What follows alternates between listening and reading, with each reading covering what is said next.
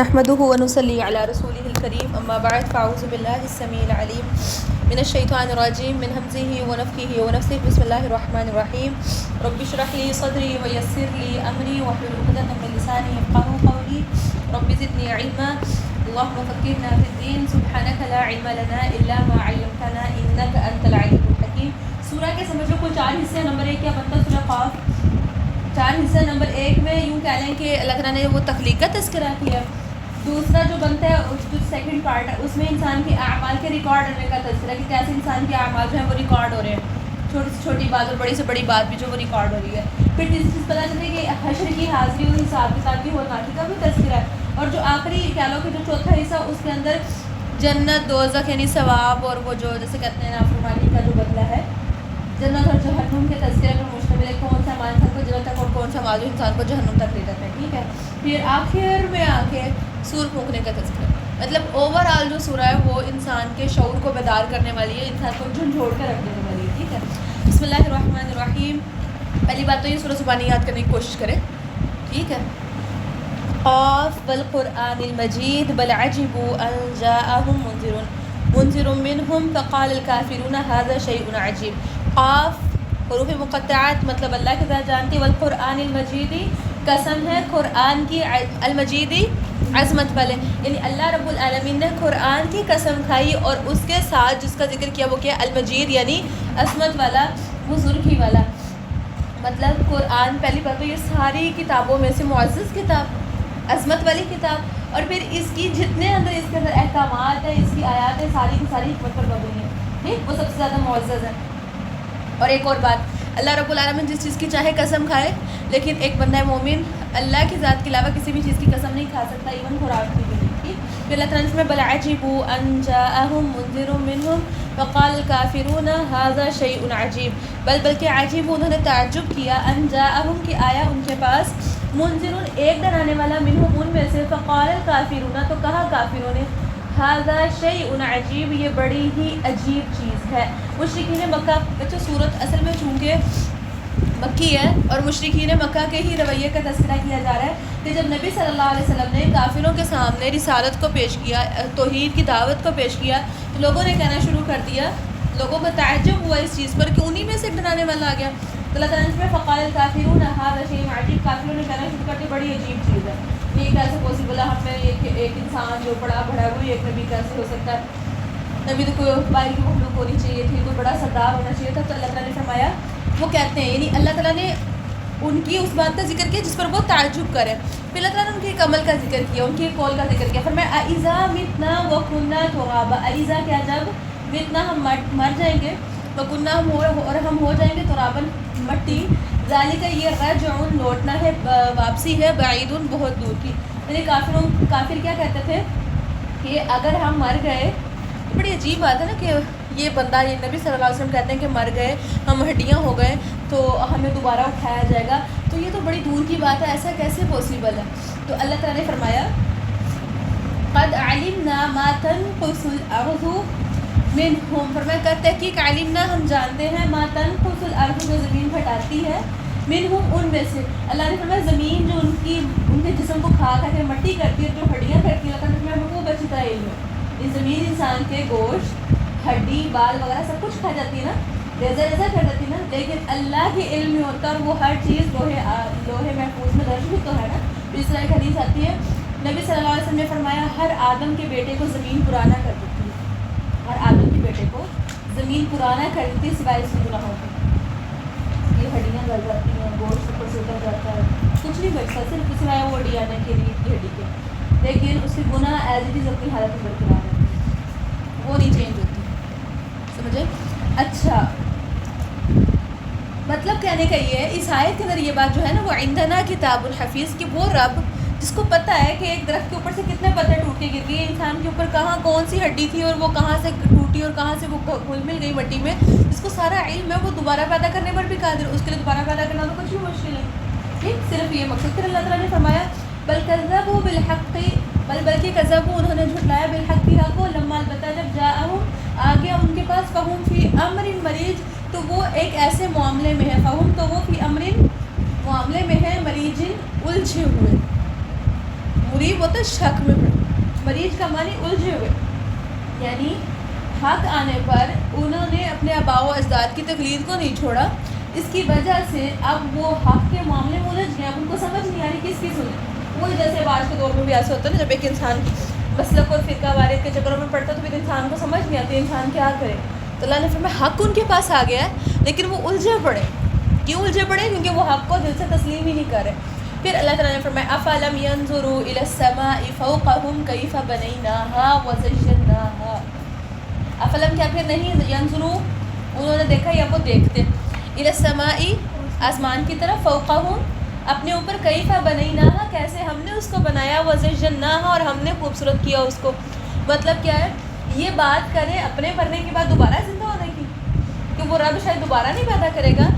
ज़रा तुमने क्या ये देखा है, क्या वो लोग जो ये बातें करते हैं कि मरने के बाद दोबारा ज़िंदा कैसे होंगे, क्या वो नहीं देखते कि अल्लाह ताला ने आसमान को उनके ऊपर कैसे बनाया, फिर उसको डेकोरेट भी किया।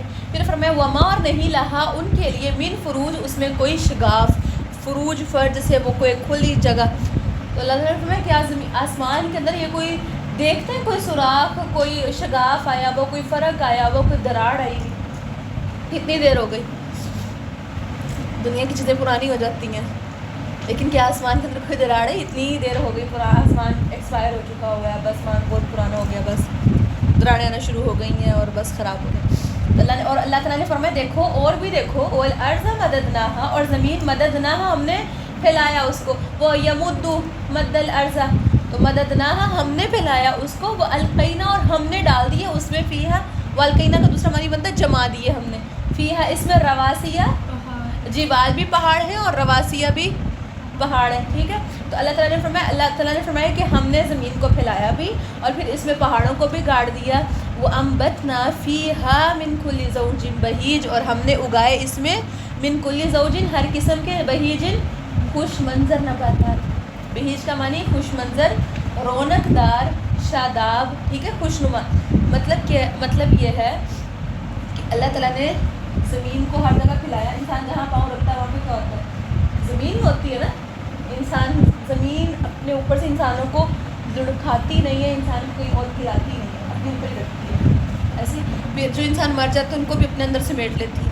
फिर अल्लाह ताला ने हमने पहाड़ गाड़े, पहाड़ गाड़ने का मकसद याद है क्या है? अनतबी रवि को ज़मीन तुम्हें लेकर जो है वो लुढ़क ना जाए ज़मीन, ये। फिर अल्लाह ने तुम्हारे लिए हर किस्म के नबातात उगा दिए। फिर अल्लाह ताला ने फरमाया इन सब के अंदर तबसिराता बसीरत है, व ज़िक्रा और याद दहानी है, लिकुल्लि अब्दिन मुनीब हर उस बंदे के लिए, मुनीबिन जो रुजू करने वाला है। यानी ज़मीन की तख्लीक, आसमान की तख्लीक, इनके अंदर मौजूद जितनी भी चीज़ें, जब इंसान इनमें गौर व फिक्र करता है तो इंसान को अल्लाह की मार्फत हासिल होती है, इंसान की बसीरत क्या होती है बच्चों?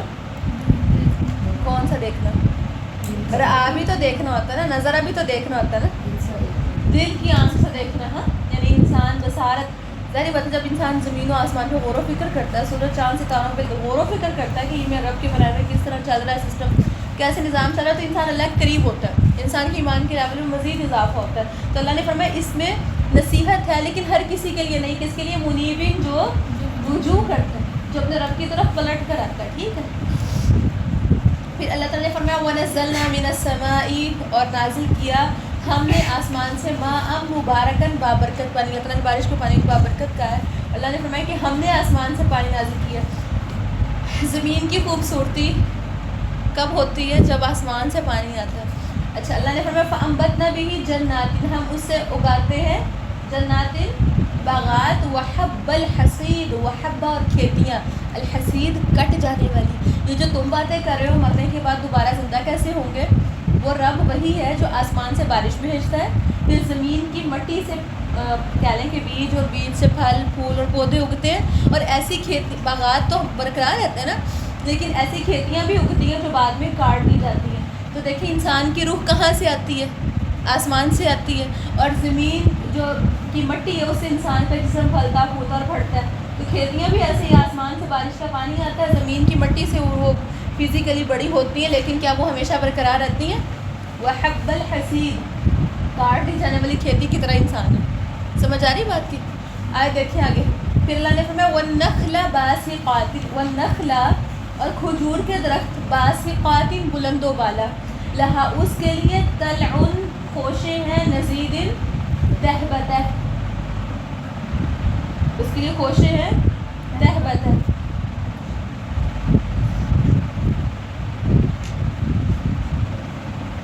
تو اللہ تعالیٰ نے فرمایا کہ دیکھو کھجور کے درخت، ایک مثال دی باغات کی، دوسری مثال دی کاٹی جانے والی کھیتی کی.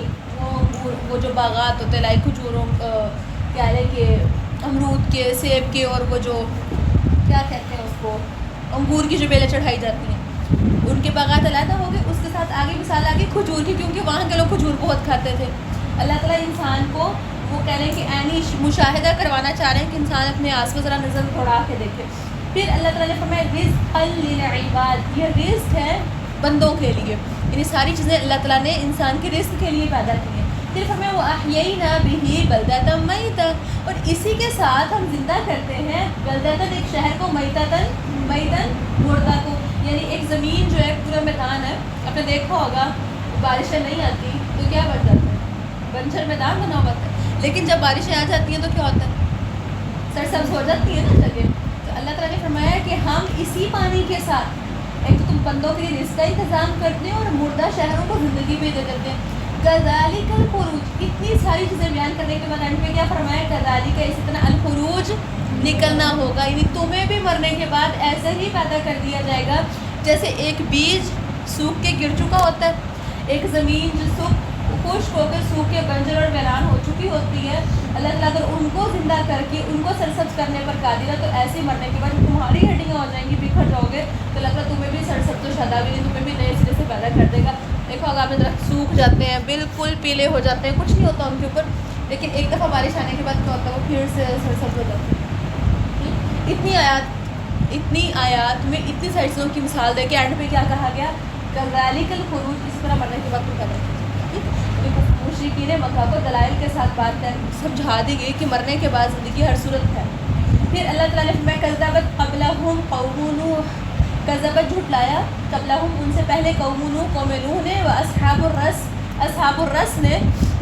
یہاں پر اصحاب الرس سے مراد کہا جا رہا ہے کہ اس سے مراد وہی اصحاب الاخدود ہی ہیں.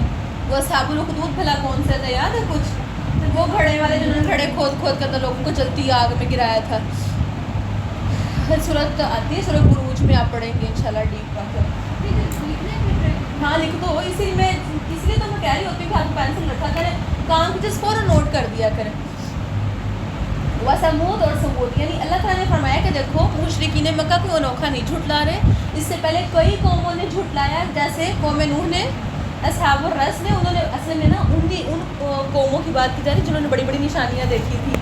قوم ثمود نے اونٹنی دیکھی تھی، اصحاب الرس نے اپنی آنکھوں سے دیکھا تھا کہ وہ کیسے ایک بچے کے وہ توحید، کلمہ توحید پڑھنے سے، لا الہ الا اللہ کہنے سے کیسے وہ سب آفت اور مصیبت سے محفوظ رہ گئے، یا اس کے ساتھ کیا کچھ ہو رہا تھا. اللہ نے فرمایا وعاد اور قوم عاد نے بھی، فرعون اور فرعون نے بھی، و اخوان لوط اور لوط کے بھائیوں نے بھی. اچھا وہ اصحاب الایکہ اور ایکا والوں نے، ایکا والے کون تھے بچوں؟ قوم شعیب. اچھا وہ قوم تبع، اور قوم تبع والے کون تھے؟ قوم تبع سے کون مراد ہے، یاد ہے کچھ؟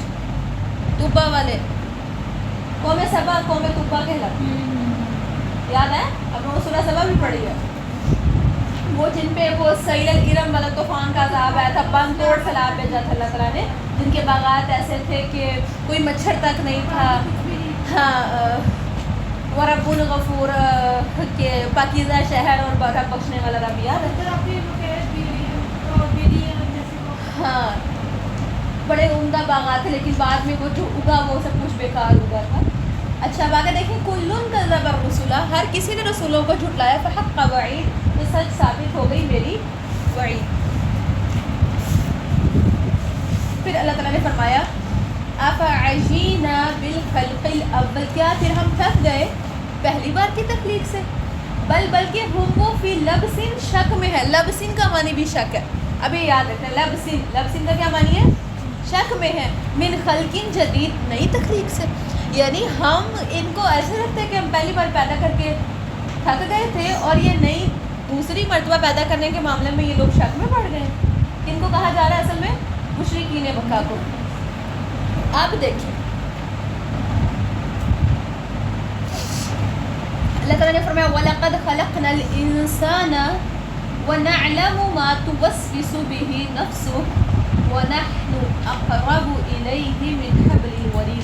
وَلَقَدْ البتہ تحقیق خلقنا پیدا کیا ہم نے الانسان انسان کو وَنَعْلَمُ اور ہم جانتے ہیں ما توسوس جو وسوسے آتے ہیں. توسوس کا روٹ ورڈ بنتا ہے واو سین وسوس. ٹھیک زلزلہ میں زالام لفظوں کی بھی تکرار ہے. اور وسوسہ ایک ایسی چیز ہوتی ہے جو ایک دفعہ نہیں بلکہ بار بار ون آفٹر انادر زلزلے کے جھٹکے بھی بار بار لگتے ہیں. اس سے ملتا جلتا لفظ آپ لوگوں نے کلکلا پڑھا تھا, اس میں لفظ کو کیا کیا جاتا ہے ہلا کے جھٹکے سے ایک نہیں بلکہ اس کو اس کی آواز آتی ہے بار. ایسے ہی اچھا. اور وسوسہ بھی ایک ایسی چیز ہے جو ایک دفعہ کے رک نہیں جاتا بلکہ بار بار آتا ہے. اچھا بہی نفس ساتھ اس کے دل میں وَنَحْنُ اور ہم اقرب زیادہ قریب ہیں. یہاں پہ نا ایک لفظ ہے قریب نہیں آیا اقرب آیا. اقرب کیا ہے مبالغہ کا صیغہ نا کہ بہت زیادہ قریب ایک قریب ہونا تھا. وَنَحْنُ قریب ہم قریب نہیں پر میں اقرب ہم سب سے زیادہ قریب ہیں الیہ اس کی طرف من حبل الورید اس کی رگے گردن سے شارب سے. یعنی اب دیکھیں ایک طرف اللہ تعالیٰ نے فرمایا کہ ہم نے انسان کو پیدا کیا اور ہم اس کے نفس میں آنے والے وسوسوں کو جانتے ہیں. دیکھیں اللہ تعالیٰ انسان کا خالق ہے اور وہ اپنی مخلوق کے اسرار ساری چھپی ہوئی باتیں سارے سیکرٹس کو جانتے ہیں. انسان جو کچھ چھپانا چاہتا ہے وہ بھی اللہ جانتا ہے اور انسان ظاہر کرنا چاہتا ہے اللہ کو وہ بھی پتہ ہے. ایسے ہی ہے. اب بچوں میری بات سنو, وسوسہ کس کو کہتے ہیں؟ دل میں آنے والا خیال. اب دیکھیں ایک بات دل میں آتی ہے, دل سے وہ کہاں جاتی ہے دماغ تک جاتی ہے, پھر اس پہ انسان سوچتا ہے. دل اور دماغ کے درمیان کیا چیز ہے ہماری رگے گردن ہے. اللہ نے فرمایا ہم اس کے بھی زیادہ قریب ہیں. یعنی ایک بات ابھی انسان کے دل میں نہیں آتی, انسان سوچتا نہیں ہے, انسان ابھی اس پہ کوئی پلاننگ نہیں کرتا, لیکن وہ بات اللہ کو معلوم ہوتی ہے. سمجھ آئی کیا مطلب؟ کو نہیں چھوڑ کے بیٹھ.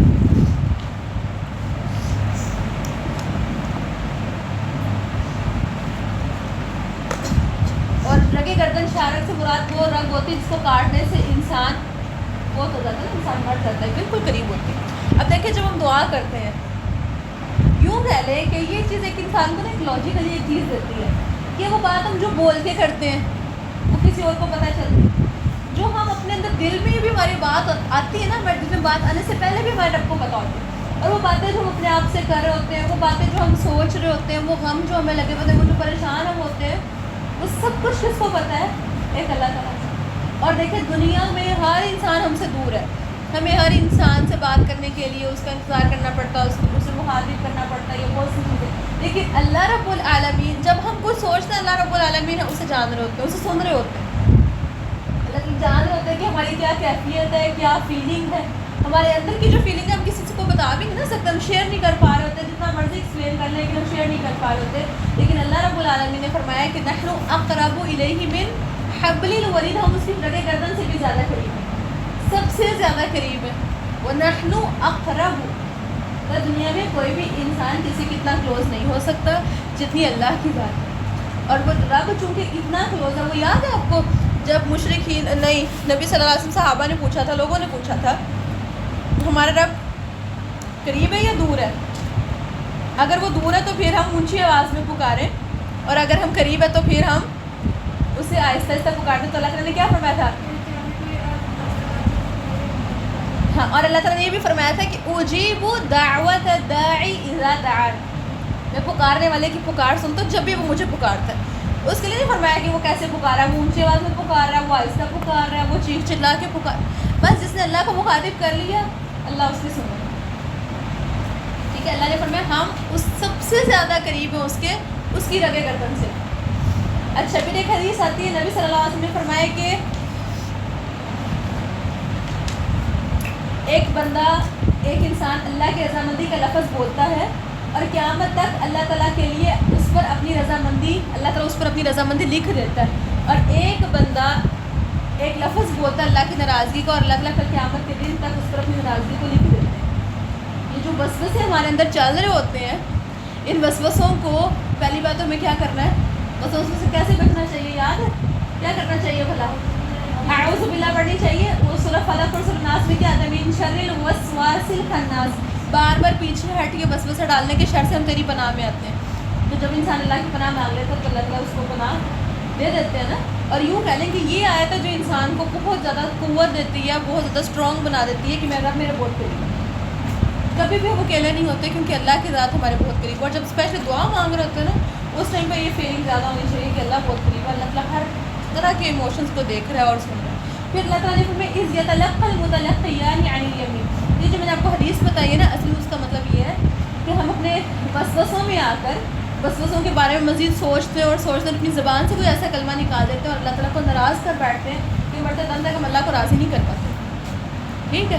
اچھا بات دیکھیں، اللہ تعالیٰ نے فرمایا اذ یتلقى المتلقیان عن الیمین وعن الشمال قعید. جب یتلقى وہ لے لیتے ہیں، المتلقیان دو لینے والے، عن الیمین دائیں سے، وعن الشمال بائیں سے، قعید بیٹھے ہوئے. قعد یقعد سے ہے نا، قعد بیٹھنے کو کہتے ہیں. تو قعید کا کیا معنی ہے؟ بیٹھے ہوئے. ناصرہ ینصر سے نصیر ہوتا نا لفظ، ہم نے کیا صرف مشبہ میں پڑھا. تو قعید بھی اسی کے وزن پہ، نصیر کے وزن پہ. قعید بیٹھے ہوئے، آل ٹائم بیٹھے ہیں. تو اللہ تعالیٰ نے فرمایا یہاں پہ حدیث میں آیت میں کسی طرف اشارہ کیا جا رہا ہے، وہ لے لیتے ہیں. کیا لیتے ہیں؟ انسان کی برائیاں، انسان کی اچھائیاں، انسان کے تمام قسم کے اعمال. بیٹھے ہوئے جو آل ٹائم بیٹھے ہیں، دائیں طرف بھی اور بائیں طرف بھی. متلقی یعنی یہ تسنیہ کا صیغہ ہے، دو. اور یہ دو کون ہیں؟ فرشتے ہیں جو انسان کے سارے اعمال کو لکھتے. کیا کہتے ہیں ان کو؟ کرامن کاتبین، جو ہر وقت لکھتے ہیں، انسان کے سارے اعمال لکھتے ہیں. تو اللہ تعالیٰ نے یہاں پہ انہیں کا ذکر کیا ہے کہ جب وہ لے لیتے ہیں، اور آپ کو وہ یاد ہوگا کیا کرتے ہیں، ان کی ڈیوٹیز کب چینج ہوتی ہیں؟ ہر فجر کے وقت اور عصر کے وقت. یہ ساری نیکیاں اور ساری برائیاں لکھتے ہیں اور کیا کرتے ہیں؟ لے جاتے ہیں. اور اللہ کو انسان کے حالات کے بارے میں بتاتے ہیں کہ انسان اب کیا کر رہا تھا. آئے دیکھیں، ما یلفظ من قول الا لدیہ رقیب عتید. ما نہیں، یلفظ وہ کوئی لفظ کہتا، لفظ کہتا. لفظ، وہ لفظ کیا ہوتا ہے؟ لفظ کی ڈیفینیشن کیا ہے؟ لفظ کس کو کہتے ہیں؟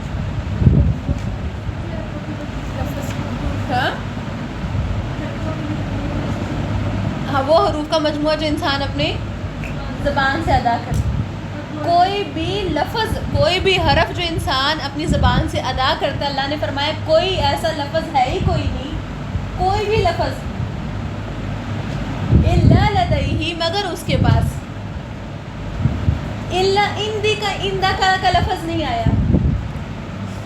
عندہ کا لفظ بھی پاس کے لیے ہوتا ہے. الا عندی یا عندی یا پھر عندی کا کوئی لفظ عندہ کے حساب سے نہیں ہے، بلکہ آیا لدن.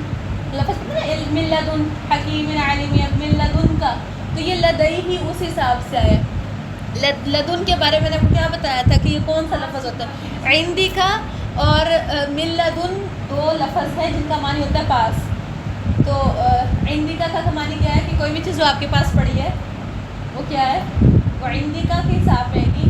لیکن لدن کے حساب میں کون سی چیز آتی ہے؟ جو آپ کی بڑی خاص چیز ہے، جو آپ نے بڑی قیمتی چیز ہے اور آپ کی اپنی خاص چیز ہے، وہ بے شک آپ نے کسی جگہ چھپا کے رکھی یا آپ اپنے ہاتھ میں لے کے بیٹھے، وہ ایسی خاص چیز ہے.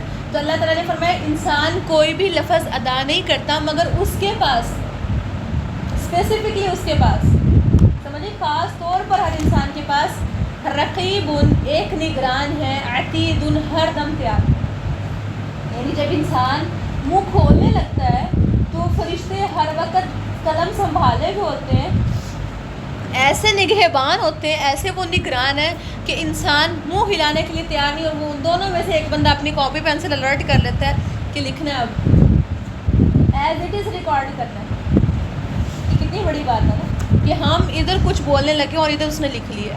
اب تو اب اس چیز کو سمجھنا مشکل ہی نہیں ہے کہ کیسے ویڈیو ریکارڈنگز اور کیسے آڈیو ریکارڈنگز ہوتی ہیں.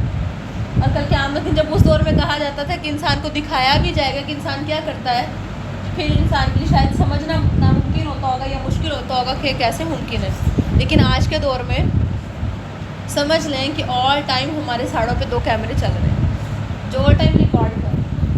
ہماری اچھائیاں ایک بندہ ریکارڈ کر رہا ہے اور برائیاں اور ہماری خطائیں دوسرا ریکارڈ کر رہا ہے. اور اللہ تعالیٰ نے ان ریکارڈنگ کرنے والوں کی جو کوالٹیز بتائی ہے فرمایا رکھے یہ وہ نگران ہے, آل ٹائم نگران ہے. فرمایا عتید ہر دم تیار, ہر دم تیار, ہر دم الرٹ. اور فرشتے کا اسلحہ کیا ہے؟ چلو ہر ٹائم اسے لکھنا ہے, اسے ریکارڈ کرنا. اگر انسان اتنی ٹائم کے بعد اتنی ٹیکنالوجی ایجاد کر چکا ہے کہ وہ بہت کچھ کر سکتا ہے, تو کیا خیال ہے کہ وہ فرشتہ اپنے قلم سے لکھنے کے ساتھ ساتھ ویڈیو ریکارڈنگز نہیں کرتا ہوگا؟ اس دور میں سمجھنا مشکل نہیں. ٹھیک, پھر اللہ تعالیٰ نے فرمایا بات یہاں پہ ختم نہیں ہوتی. وَجَاءَتْ سَكْرَةُ الْمَوْتِ بِالْحَقِّ, اور آ گئی موت کی بے ہوشی حق کے ساتھ. کیا ہم نے سب نے ایسے زندہ رہنا ہمیشہ؟ ایک ٹائم آئے گا جب موت کی بے ہوشی آئے گی بالکل برحق. ذالک یہ ما کنت منہ تحید, اللہ تعالیٰ نے فرمایا ذالک یہ ما جو کنتا تھے تو منہ سے تحید دور بھاگتے تھے, تحید بدکتے تھے. بچوں موت ایک ایسی حقیقت ہے جس سے ہر انسان دوڑنے کی کوشش کرتا ہے. اور یہاں پہ لفظ ہے سکرات الموت. بچوں سکرات موت ایک ایسی کیفیت ہے جو ہر انسان پہ طاری ہونی ہے. موت کے وقت ایک انسان کو ایک تکلیف اور ایک اذیت برداشت کرنی پڑتی ہے. آپ لوگوں کو یاد ہے, آپ لوگوں نے سیرہ پڑھی تھی, سیرہ کے اندر آپ لوگوں نے نبی صلی اللہ علیہ وسلم کے حوالے سے پڑھا تھا کہ عائشہ فرماتی ہیں کہ نبی صلی اللہ علیہ وسلم پانی کے پیالے کے اندر اپنے ہاتھ ڈالتے تھے, پھر اس کو چہرے پہ پھیرتے تھے اور کیا فرماتے تھے؟ اللہم اعنی علی غمرات الموت وسکرات الموت, اللہ مجھے موت کی سختیوں اور موت کی ڈبکیوں سے بچا لے, اس معاملے میں میرا مددگار بن جا. نبی صلی اللہ علیہ وسلم کو اگر یہ دعائیں مانگنی پڑیں اور نبی صلی اللہ علیہ وسلم پانی کے پیالے میں اپنے ہاتھ ڈال کے بار بار چہرے پہ پھیرے ہیں, تو خود سوچیں کہ موت اتنی آسانی سے آ جاتی ہے. وہ کسی نے وہ مثال دے دی ہے نا کہ موت تو ایسے ہے لائک جیسے ایک انسان وہ مل مل کا کپڑا کانٹے دار جھاڑی پہ ڈال کے کھائے چلے. انسان کے انگ انگ سے جب روح نکلتی ہے تو اللہ تعالیٰ نے فرمایا موت کی جو سکرات ہے یہ برحق آنی ہے. موت کی جو اذیت ہے, موت کے وقت کی جو تکالیف ہے وہ ہر انسان نے برداشت کرنی ہے, الا یہ کہ انسان بہت نیک ہو.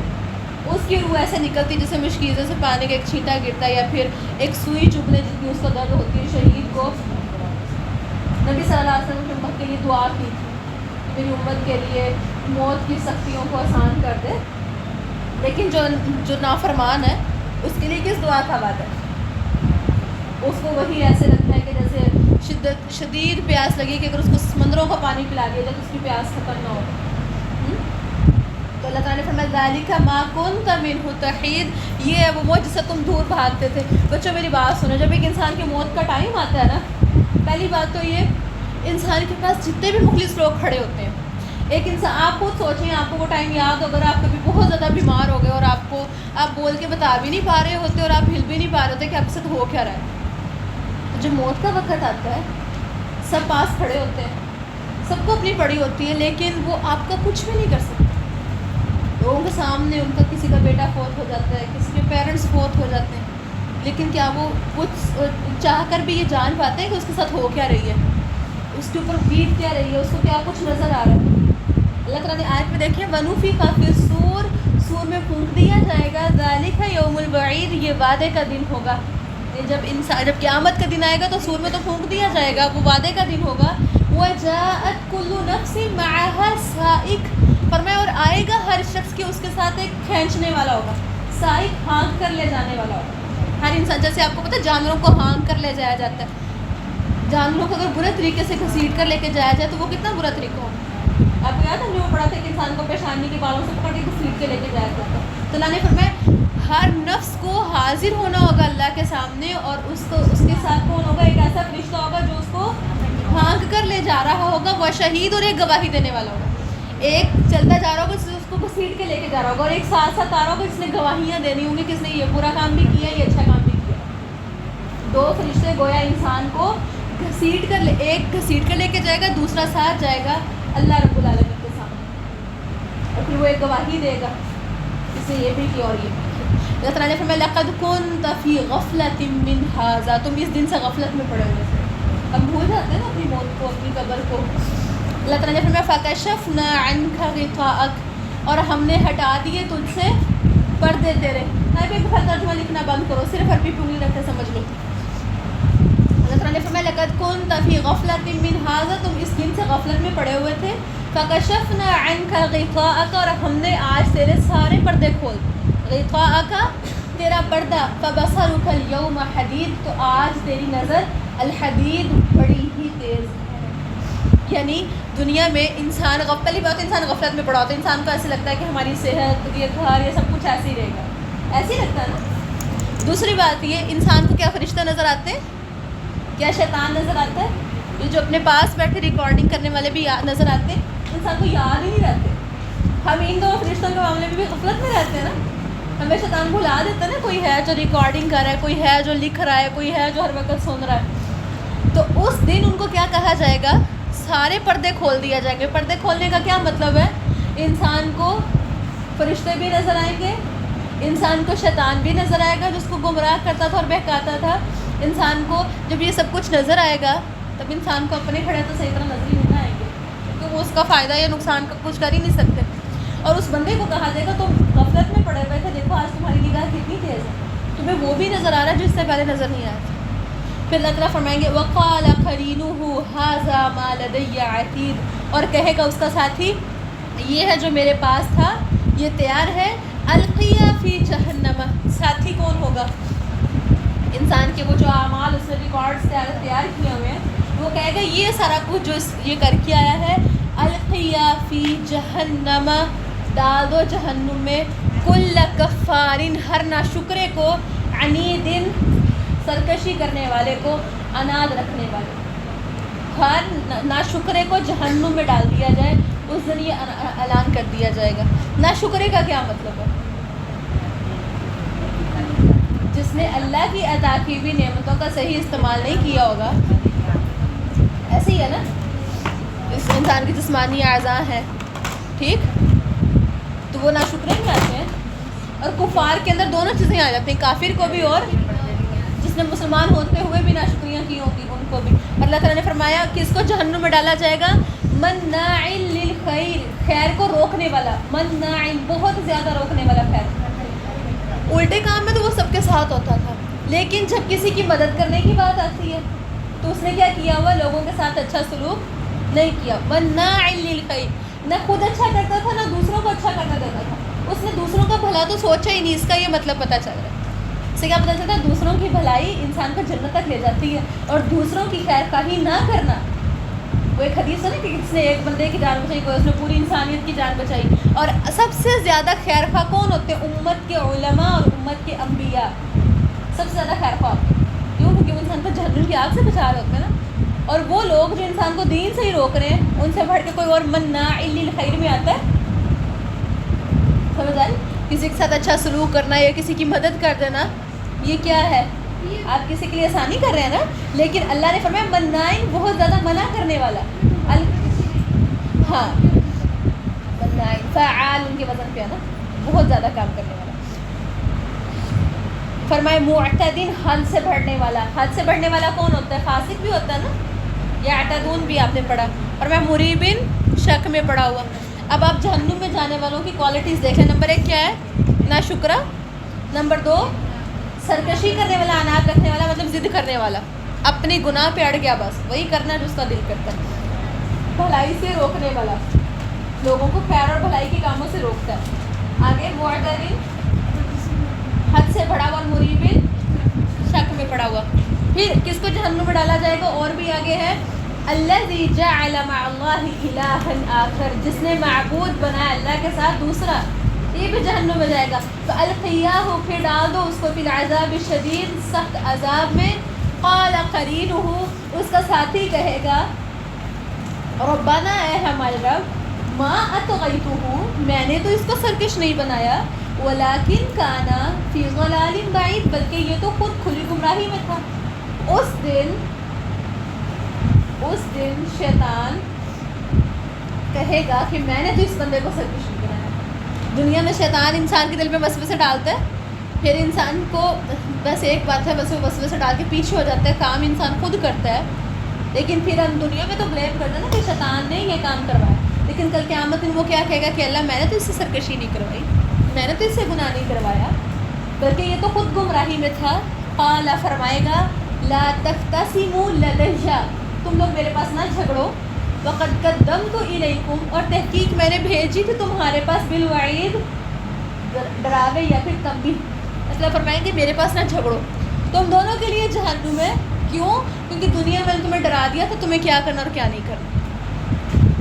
پھر اللہ تعالیٰ نے فرمایا ما یبدل القول، نہیں بدلی جاتی ہمارے لدیہ، القول لدیہ، ہمارے پاس ہماری باتیں بدلی نہیں جاتی، وما انا بظلام، اور نہیں ہوں میں بہت ظلم کرنے والا، للعبید، اپنے بندوں پر۔ اللہ تعالیٰ کیا فرما رہے ہیں کہ دیکھو ہمارے ہاں بات نہیں بدلی جاتی۔ اب کن کے لیے جہنم ہے؟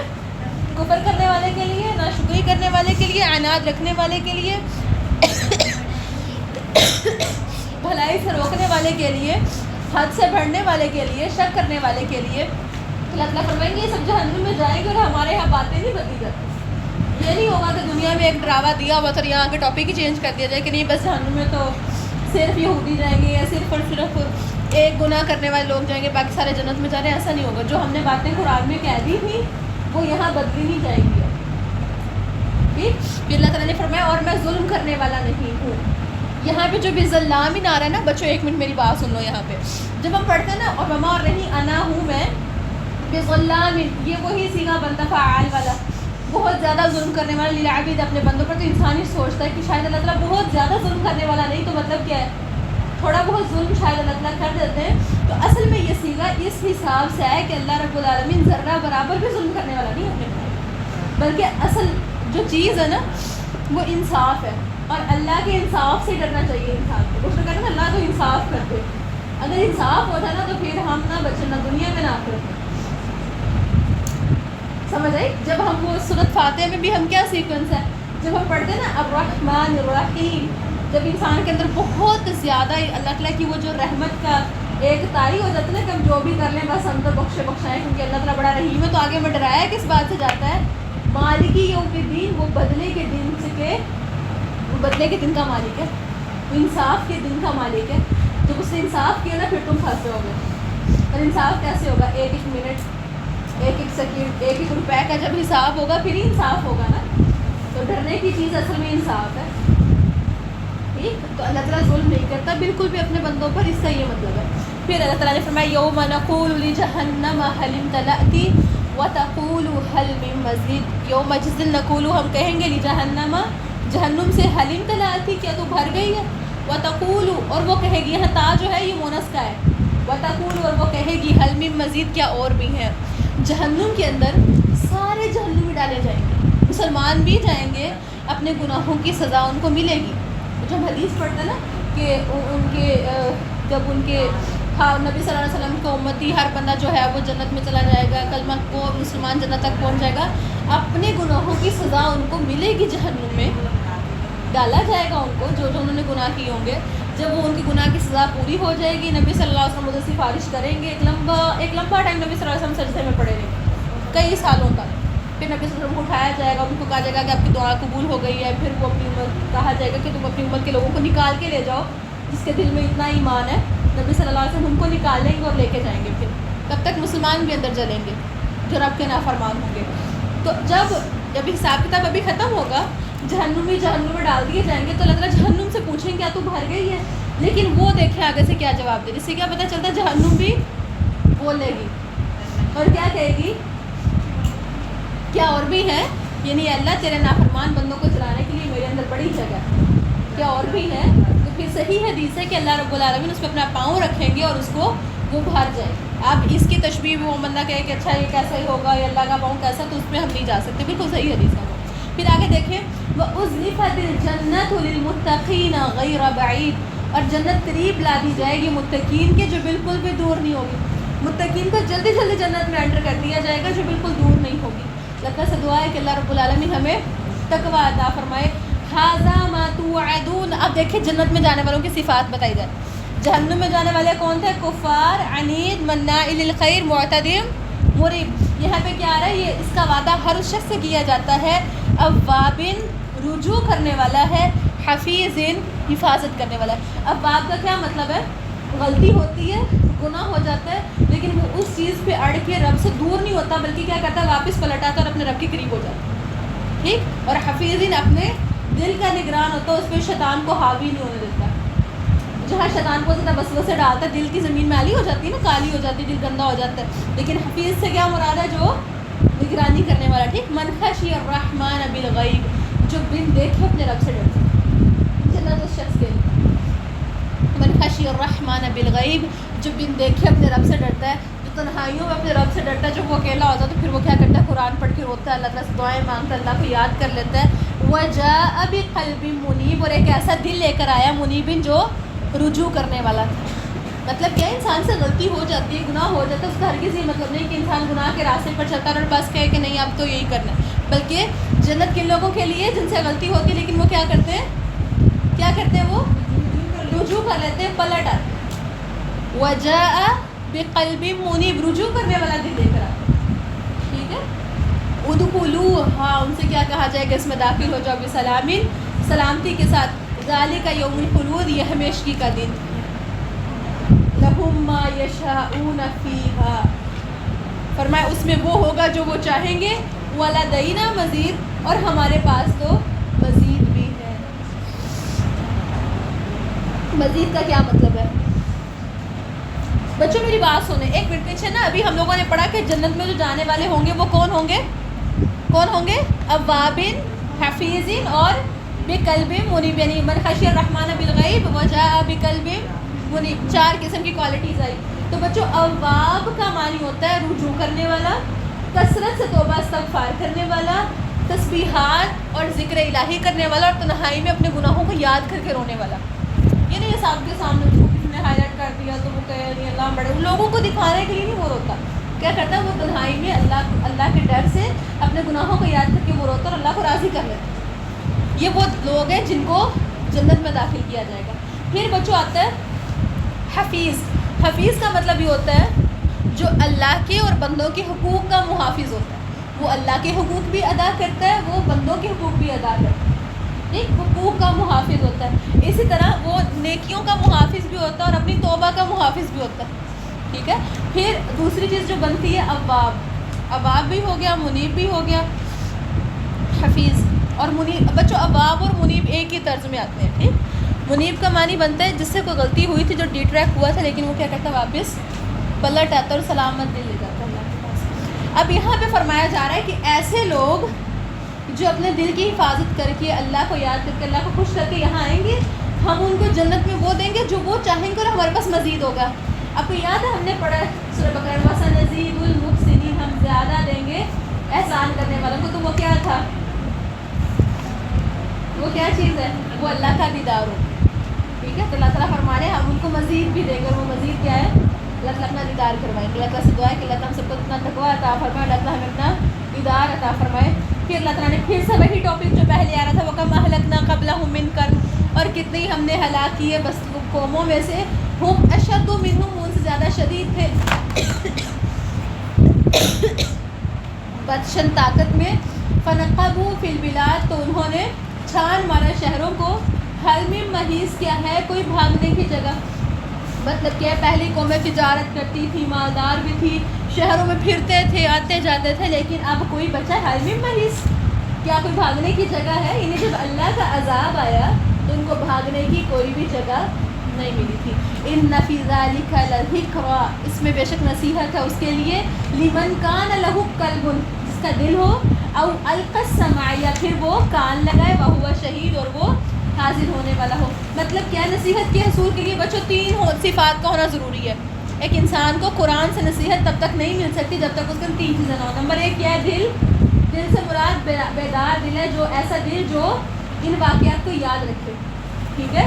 نمبر 2 کان، او القی السمع. نمبر 2 ایسے کان جو بات کو غور سے سنے. ٹھیک.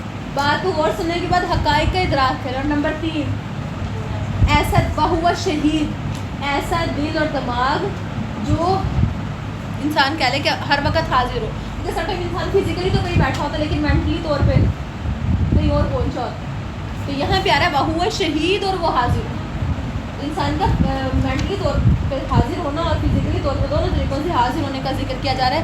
تبھی انسان نصیحت حاصل کر سکتا ہے. قلب، دل، کان اور انسان دلی اور شعوری طور پہ انسان موجود ہو. فرمایا وَلَقَدْ خَلَقْنَا السَّمَاوَاتِ وَالْأَرْضَ، ہم نے پیدا کیا آسمان اور زمین کو.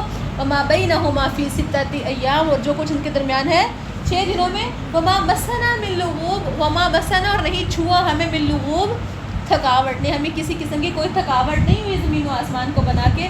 تو مطلب کیا ہے؟ وہ رب جو اتنی بڑی مخلوق کو اور اتنے بڑے سسٹم کو پیدا کر کے تھکا نہیں، کیا وہ تمہاری حفاظت کرنے تھک جائے گا؟ کیا وہ تمہارے اعمال کی، تمہاری دعائیں سنتے ہوئے، یا پھر یوں کہہ لیں کہ اس رب کے لیے سمجھنا کچھ بھی مشکل نہیں ہے. اللہ تعالیٰ نے یہاں پہ اس سے ہماری کرسی میں پڑھتے ہیں نا. اللہ تعالیٰ نے فرمایا فَاصْبِرْ عَلَىٰ مَا يَقُولُونَ، نبی صلی اللہ علیہ وسلم سے فرمایا جا رہا ہے کہ لوگوں کی طرف سے آنے والی باتوں اور اذیتوں پر صبر کیجیے. فَاصْبِرْ عَلَىٰ مَا يَقُولُونَ، جو وہ کہہ رہے ہیں اس پر صبر کیجیے. وَسَبِّحْ بِحَمْدِ رَبِّكَ، اپنے رب کی تسبیح کیجیے. یعنی جب لوگوں کی طرف سے باتیں بڑھنی شروع ہو جائیں تو دوسری طرف کیا کام بڑھا دینا چاہیے. اس کی نصیحت اللہ نبی صلی اللہ علیہ وسلم کو بھی کیا، وہ کیا ہے؟ وَسَبِّحْ بِحَمْدِ رَبِّكَ، اپنے رب کی تسبیح زیادہ کرنی چاہیے. قبل طلوع الشمس، سورج کے طلوع ہونے سے پہلے. وقبل الغروب، اور غروب ہونے سے پہلے. یہاں پر خاص طور پر صبح اور شام کے وقت کی تسبیحات کا ذکر کیا جا رہا ہے. اذکار بھی آتی، فجر اور عصر کی نماز بھی ہے. ٹھیک ہے. اچھا، پھر اللہ تعالیٰ نے فرمایا وَمِنَ اللَّيْلِ، اور رات کے کچھ حصے میں. وَمِنَ اللَّيْلِ کا کیا مطلب ہے؟ مین آ گیا نا، واللیلی نہیں آیا. اور رات کو فرمایا وَمِنَ اللَّيْلِ، اور رات کے کچھ حصے میں سے. فَسَبِّحُوا، اس کی تسبیح بیان کیجیے. وَأَدْبَارَ السُّجُودِ، اور سجدوں کے بعد بھی. مطلب کیا ہے؟ رات میں تہجد بھی پڑھی جائے.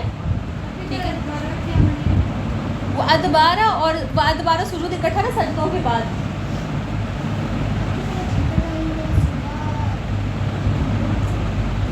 دو زیادہ آتی ہے لیکن پڑھی تھا 2-3 بجے. اس میں نا ادبار السجود کا مطلب ہے نماز کے بعد کے اذکار. ٹھیک ہے. وہ آتا ہے نا فائزہ فرغت فانصب، جب آپ فارغ ہو جاؤ تو پھر تھکاؤ اپنے آپ کو. تو مطلب کہ جب فرض ادا ہو جائیں تو پھر اس کے بعد کیا کیا جائے، اپنے آپ کو تھکایا جائے نوافلوں کے ساتھ، یا پھر دوسری لائک قرآن کی تلاوت کر کے اور ایسی چیزوں کے ساتھ. اور فرمایا وَاسْتَمِعْ یوم، اور غور سے سن لو.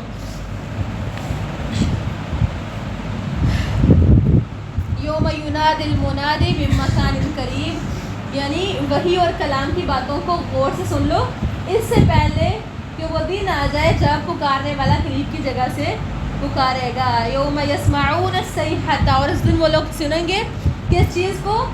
صیحۃ، چنگھاڑ کو یا چیخ کو. بالحق کے ساتھ حق کے، مطلب وہ چیخ کون سی ہوگی؟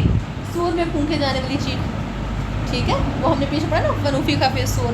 فرمایا ذالک یوم الخروج، اور یہ وہ دن ہوگا جس دن تم سب کو نکلنا ہوگا. وہ دیکھیں، اب آپ خود سوچیں، سورہ کے پہلے رکوع میں جو ہم نے باتیں پڑھی تھی ریپیٹ ہو رہی ہیں. کس طریقے سے ہو رہی ہیں؟ ادھر خروج کن کا تھا؟ زمین سے پودے نکلنے کی مثال دے کے اللہ نے فرمایا تھا کذالک الخروج. یہاں پہ آ رہا ہے جس دن چیخ آئے گی، جس دن چنگھاڑ کی آواز تم سنو گے، اس دن تمہارے نکلنے کا دن ہوگا. پھر فرمایا انا نحن نحیی ونمیت والینا المصیر، ہم ہی پیدا کرتے ہیں، ہم ہی موت دیتے ہیں، اور ہماری ہی طرف لوٹ کر آنا ہے. وہی پہلا رکوع ریپیٹ ہو رہا ہے. اس سے پہلے نا آپ لوگوں نے بڑی بڑی صورتیں پڑھی ہیں، تو وہ صورت کے جو شروع میں پڑھتے تھے اینڈ پہ آ کے وہ ریپیٹ ہوتا تک یاد ہی رہتا تھا وہاں کیا پڑھا تھا. لیکن چھوٹی صورتوں میں چیزیں بڑی اچھی طرح سمجھ آتی. پھر اللہ تعالیٰ نے فرمایا یوم تشقق الارض، جس دن زمین ہٹ جائے گی. عنہم سراء، تیزی کے ساتھ. ذالک حشر علینا یسیر، یہ حشر ہے جو ہمارے ذمہ بڑا ہی آسان ہے. نحن اعلم بما یقولون، اور میں ہم جانتے ہیں جو وہ لوگ کہتے ہیں. وما انت علیہم بجبار، اور آپ ہم ومار نہیں، انت آپ علیہم ان پر بجبار، جبر کرنے والے.